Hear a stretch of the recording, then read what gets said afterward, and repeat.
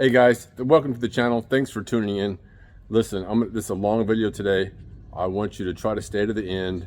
I'm going to tie everything I talk about at the end. So I want to talk about how blanket advice that we give on the internet, and even sometimes when you give advice in person to people, especially young men, that they really aren't going to take your advice. So try to stay at the end and like and subscribe. Thank you. Bonjour YouTube. Today I'm going to talk about how wide blanket advice fails young men and older men alike. Bonjour YouTube. Welcome back to California to West Africa. So today I want to talk about something that is another thing that's been, hold on a second. Hey you, you're not ready to go for walks yet. You're too little. Come here you. Come here puppy. All right, he's not ready to go for walks yet. Come this way. You're gonna go back inside. You're not leash ready. You're not even potty trained yet. Get in there. See you later. There's my cat. And I close the door because she can jump back up there and jump in there when she wants to. Rex! All right, so first of all, I want to say that I think that general blanket advice videos, especially done by many people in the red pill community in the manosphere, they're really great. I really encourage people, anybody who has been through trials and tribulations or learned how to have their own YouTube channels to talk about their issues, and it's kind of like therapy. But I think in general that blanket advice to young and old people, especially men, I think it fails them. I don't think it does the good that we think it does. Now, of course, some of these channels and some of these men that are running these channels would tell you, hey, my only aim is to help younger people or to help men. And I totally agree with that. And I'm not criticizing them. I think they're doing a service. I think they're doing an absolute service for people in general. However, there are but I think most of the advice, Rex, this way. Most of the advice fails to reach the people that need it. I think, and listen, I've talked to ChatGPT about this. I'm drawing from my own experience because when I was younger, I'm 55 years old, I was born in 1970, and I was given advice. Don't get married, join the military, do a 20-year career, learn something, and I never had those. I never followed any of that advice, and I wasn't able to. Hey Rex, this way. Come on, Rex, come on. Now let me just say first of all, Rex is a street dog. He is an African street dog. Whenever he encounters other dogs here in Africa, even though he's small, he's vicious, and the dogs don't fuck with him. Like, when I met him, when I saw Rex, he was sickly, starving, out trying to hump every dog he could. Wasn't having a good life, but he didn't know any better, right? He just was following his instincts. So he grew up on the streets. Now, when I was younger and had a dog, and I was told as a kid, never give your dog chicken bones; they'll die. And then this is one of my earliest memories of cognitive dissonance. One of these, I was outside the garbage man. You remember the old school garbage men that would hang on the side of the trucks and come down the street and pick up your cans? Come on, Rex, let's go. And there was a street dog, it was a stray dog. The garbage man dumped out a bucket of Kentucky Fried Chicken, and that dog gobbled up several pieces of chicken, bones and all. And I saw that dog for years. Like, he didn't die. He was okay. But if you look online, the overall consensus is do not give your dogs chicken bones. Now, Rex grew up the same way on the streets. He's been eating chicken bones. I give him chicken bones almost every day. And only one time in almost 4 years did he have any issues with the bones. He got a bone, just a couple weeks ago, he got a bone stuck between his two canines. They got stuck there because he bit it, and he was whimpering and salivating. and we held them down and we took the chicken bone out. Now I boiled the chicken bones. I boil them till they're almost as soft as you can get. And they say, no, don't give them cooked chicken bones because they'll splinter. But Rex has already adapted to that. Now the other thing is, now you notice I don't have Rex on a leash. Now I have trained him on the leash. Actually, he didn't need any training. Rex, when I first took Rex in, he came straight into the apartment. He was already potty trained. He is so used to going outside that for him to use the bathroom inside was unfathomable to him. He only went outside, so I never had to potty train him. I thought I was gonna have to potty train him. No, never peed or pooped in the house, not one time. And then you know, out here, now here in Africa, Michelle has told me, and I've had other people tell me that, you know, African people sometimes will eat dogs and cats. A lot of developing countries do this. It's not a diss on Africans or anything like that. It's just a fact that they eat animals out here that we in America would say, oh, that's terrible. All right, so for a year or two, I was scared to let him outside by himself without a leash. And even out here, I would take him. Now, I did get him a dog tag. I've taken some necessary, you know, with a phone number on it. People have seen me out here with him. But for the most part, I tried taking him on a leash. He either chews through them, or if I have to have a chain, because he'll chew through a regular leash. And if I have a chain, it's shorter, and then he isn't able to go out and use the bathroom normally. Like, he even knows how to avoid, he knows. I'm not saying he can't get hit by a car. There was a dog that treated that went out and got hit by a car. You know, things happened. But Rex has gone outside. I just keep him off the leash now. He's run away a few times. I thought he was running away.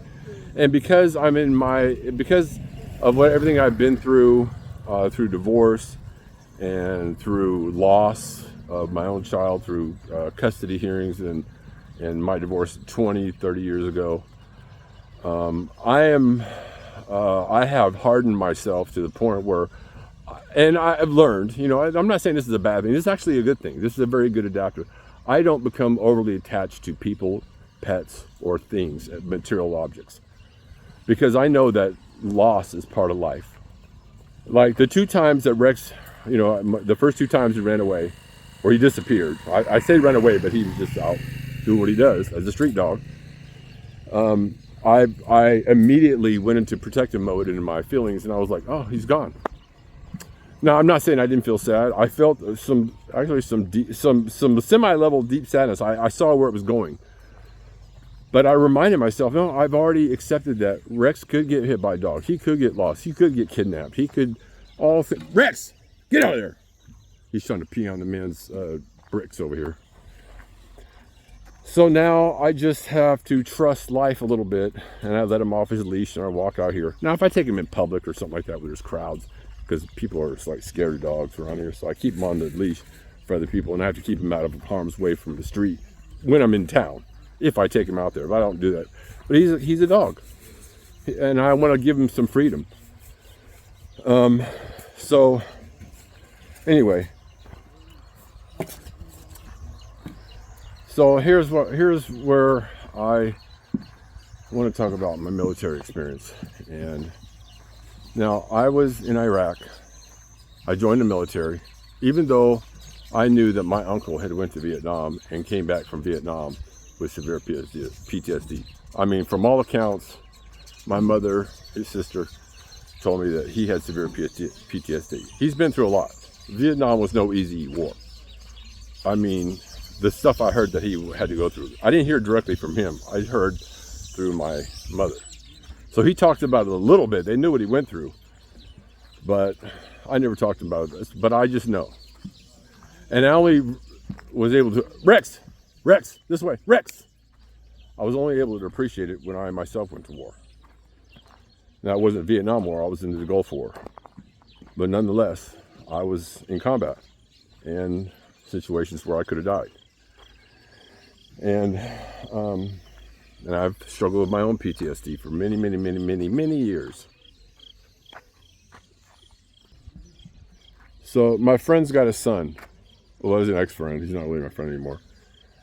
He has a son, and him and his mother and father, my friend, they went through divorce. Now, he didn't go through the type of divorce that a lot of men experience. He did experience divorce, but, you know, luckily he had a woman that didn't try to alienate him from his kid. He was able to stay in contact with both of his children, and as much as possible, they kind of grew up healthy for the most part. And, you know, he wasn't alienated. So, and I had known his little kid, his boy, since he was a toddler. Like, matter of fact, we had kids at the same time. So his son is the same age as my son. So his son, when I talked to him, I say, hey, I'd like to meet your son. And I haven't seen him. I won't say his name because I don't want to personalize this too much. But he came over to my house, 7 or 8 years ago. And this guy, man, let me tell you something. This guy is good looking. Like, he is movie star quality good looking, this boy, this man that I saw. And I saw him. It's almost striking when you see somebody that beautiful, you know, like, for lack of a better term, he could be a model. And I was like, hey, so-and-so, I haven't seen you since you were a little bit. I hugged him, and because our kids played together as children. And I told him, I said, wow, man, and he was buff. He's into sports and seemed fairly intelligent. When he was a kid, I didn't think he was intelligent because he looked kind of dumb when he was a kid. But he grew into this magnificent specimen of a man. So he was coming over. Now, one of my roommates was a veteran. One of my roommates was a veteran, and I was a veteran. We both had been into either Afghanistan or Iraq. So he was thinking about the military. So I didn't know if I was going to be able to talk him out of it. I tried. Because of my experience in the military, I was almost killed several times. I learned the hard way that America is not the good guys. This is not a diss on America. I know America is the greatest nation on earth. But America has betrayed me. The military betrayed me. I saw other soldiers commit murder, break Geneva Convention rules with no consequences, and it scarred me for the rest of my life. I won't tell the exact details here because I'll probably cry. So I'm going to leave that alone. But it was traumatic, and I explained this situation to him. I didn't cry, but I said, please, I'm telling you, man, think twice before you join the military. And that was a really hard thing for me to try to tell him because I gained so much out of the military. I learned how to be a man. I learned how to work with other men. I learned masculinity. I learned a lot of things that I didn't get growing up. So I did sort of have reservations about being too stern on my warnings. And I also talked to him a little bit about divorce. Now, he could relate because his parents divorced. And I said, hey man, it's probably not a good idea to get married. The way feminism has gripped our society for the last 60, 70, 80 years. Rex, get over here. There is no benefit to men getting married. Now, I know some people watching my channel, they're not going to understand. They're like, what is he talking about? Don't get married. And I got married a couple times. Like, I have done all the things that I was told not to do.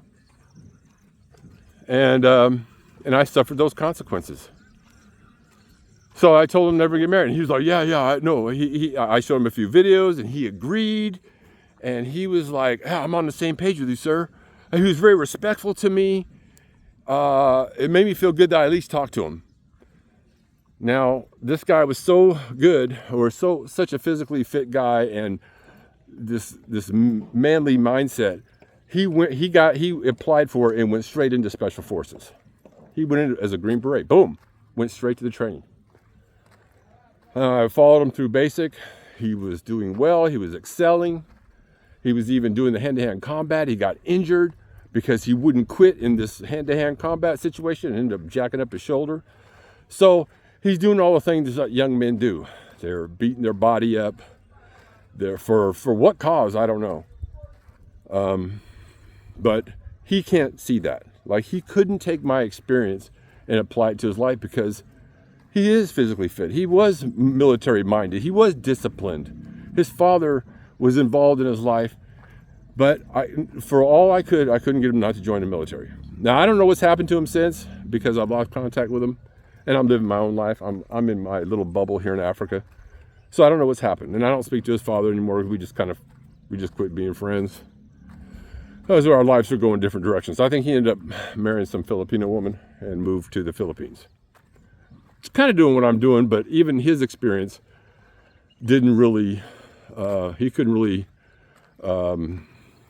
sympathize with my experience through divorce court because he didn't go through what I went through. Now, then the last thing I heard was that he got married. This boy got married. So he did the two things I told him not to do. Now, so it didn't matter what I said. It was in person, heartfelt.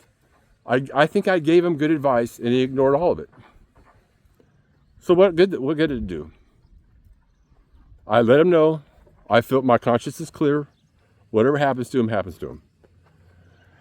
Now, but how do you tell somebody not to get married when this man probably has the female attention of ungodly amounts? Like, he can probably have any woman he wanted to.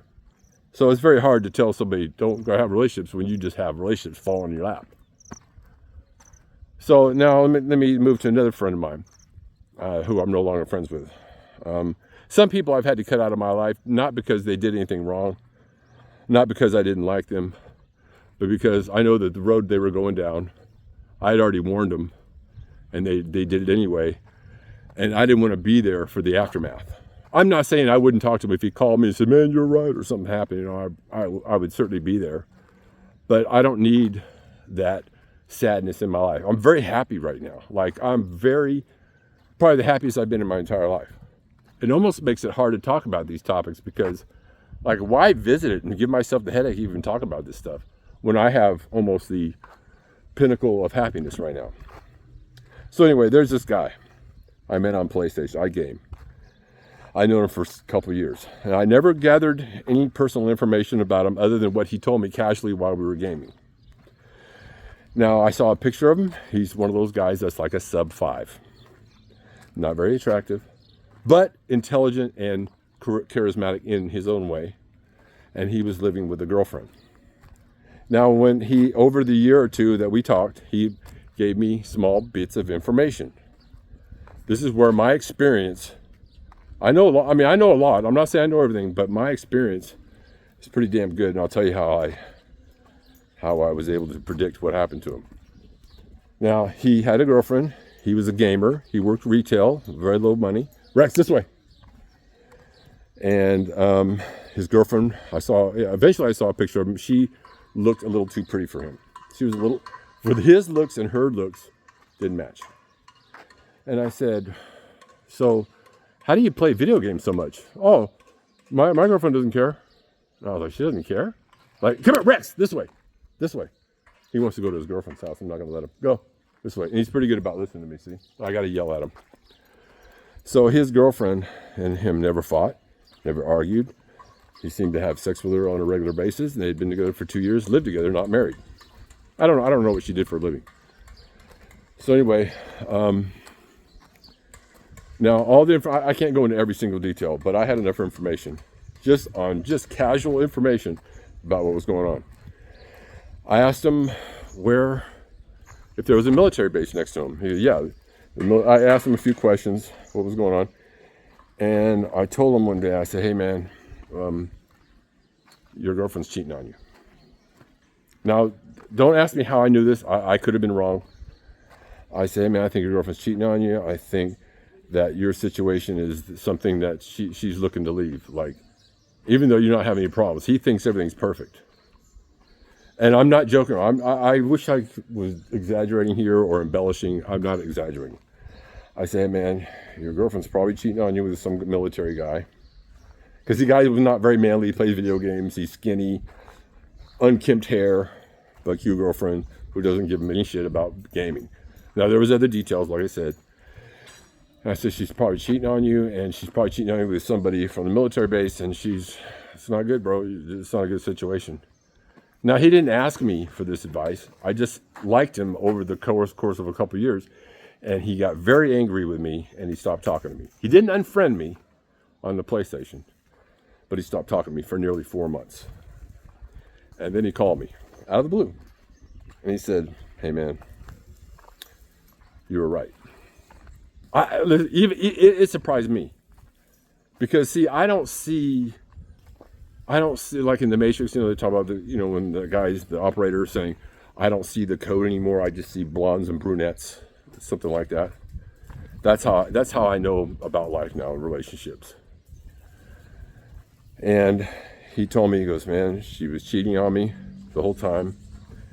It was with a military guy." I mean, it was almost like you would be surprised. Like, it was almost like I had a crystal ball. And he was devastated.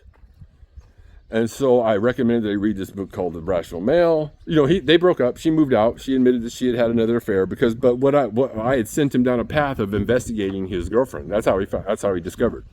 She wasn't hiding it. It was hidden in plain sight.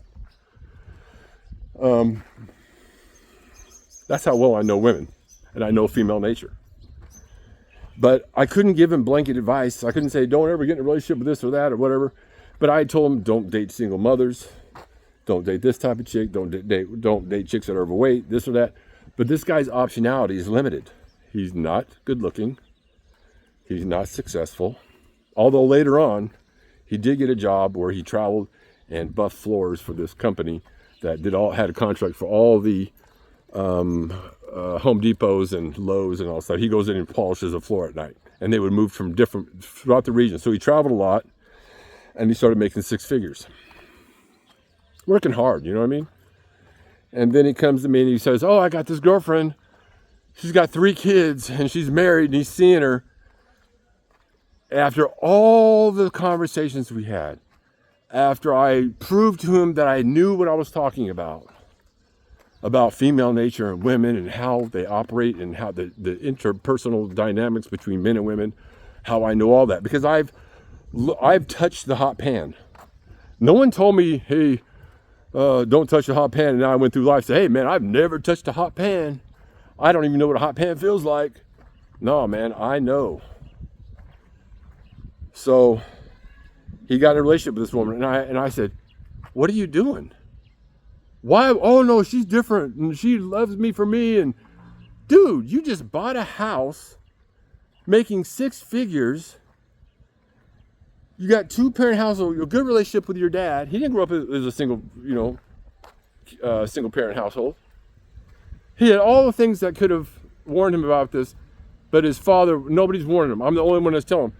And when he started dating that single mother, I already saw what was going to happen. It hurts me because I'm laughing about it now because it hurts me. I really like this guy. And that's when I said, okay, I cut him off. I didn't cut him off. I just stopped talking to him. Because I gave him all the best advice. I even gave him advice to that. And he just told me, "Oh, like, did you not forget? Did you forget how I basically got down to every detail of what was happening in your relationship without even knowing you, ever even seeing you face to face? How did I know that? It wasn't a lucky guess." And so I don't want to be there when it falls apart, when this woman has him involved in her kid's life, or when she does all the things that women do to you in a relationship, especially single mothers. They're just looking to be saved. Plus, he's seeing a married woman. He did. Why would you go out? See, this is why I lost respect for him. Why would you go out and have an affair with a married woman with 3 kids and think that's going to work out? And he's got all this stuff to lose. She's a little bit better looking than him. She's a little bit overweight, but she probably gave him some fantastic. But see, this is what happens whenever you're talking to guys. It's like when Tiger Woods. Remember that Tiger Woods fiasco? I know this is old news. I don't keep up with current events, so I have to go back to old events.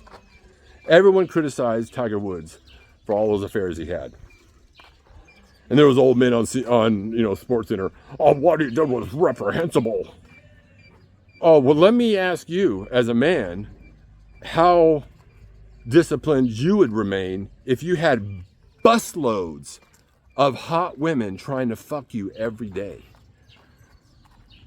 And his childhood was centered around golf.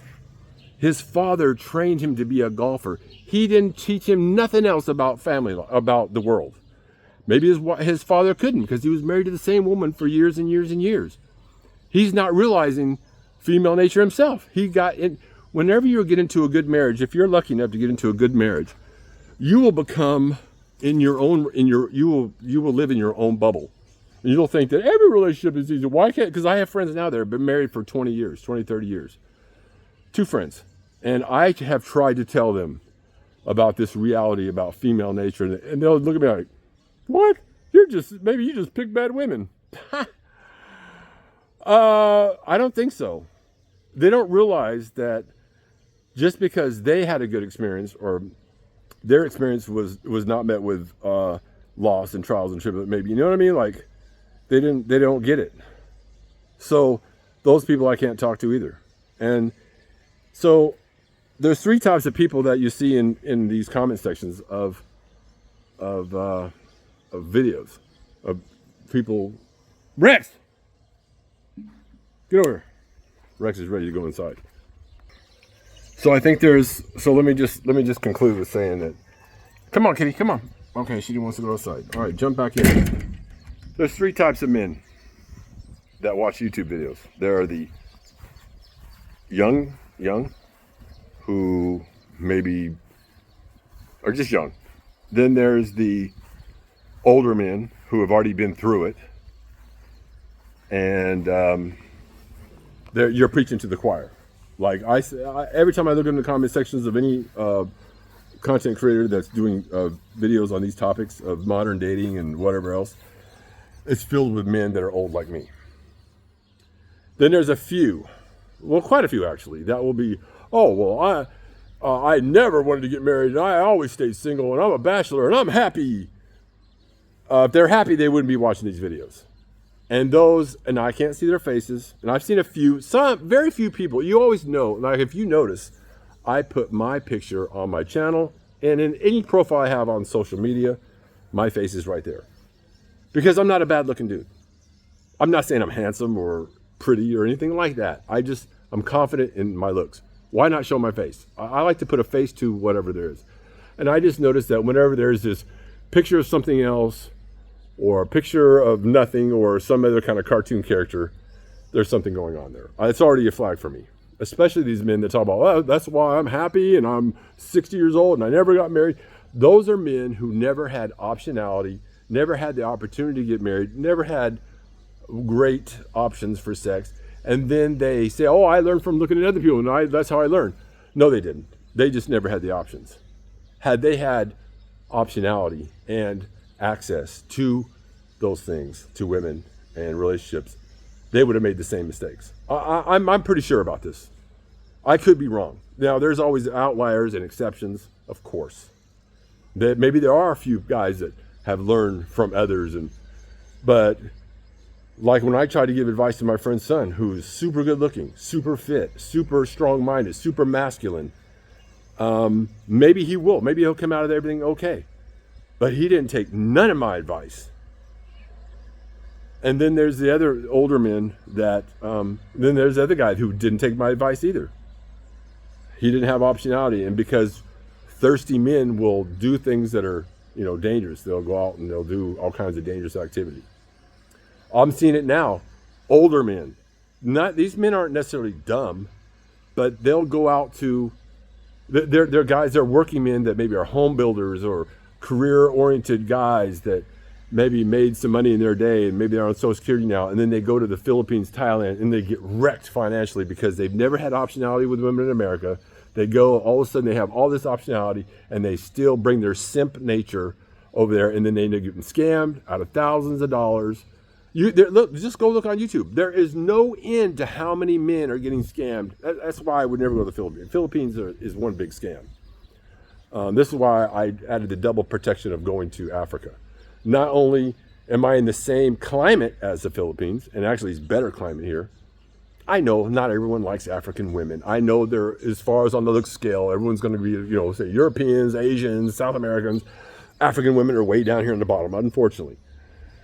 I happen to like all women. Like and I was with a Filipino for 11 years. I was with a Korean for 13 years. I have noticed for that culture and what they have, and they speak English over in those countries, they are still saturated with feminism. Here in Africa, not so much. And also, there's a language barrier. I don't speak French. Everyone here is from the European sort of side of it. It's more of it's way more traditional than the Philippines. I don't care what you say, but I haven't had now in Nigeria I did have some issues and it's funny how I had issues of women trying to scam me or, try to manipulate me over in Nigeria. I did have, but because I'm so knowledgeable on how to pick up red flags, I was able to dismiss the women right off the hand. But I just noticed that Nigeria, just because they spoke English, they were still up on their scams and love scams. Being in Cote d'Ivoire for the last 4 years, for the first year, I met almost off the bat 2 or 3, 4 women that I could have settled down with easily, and that were much better.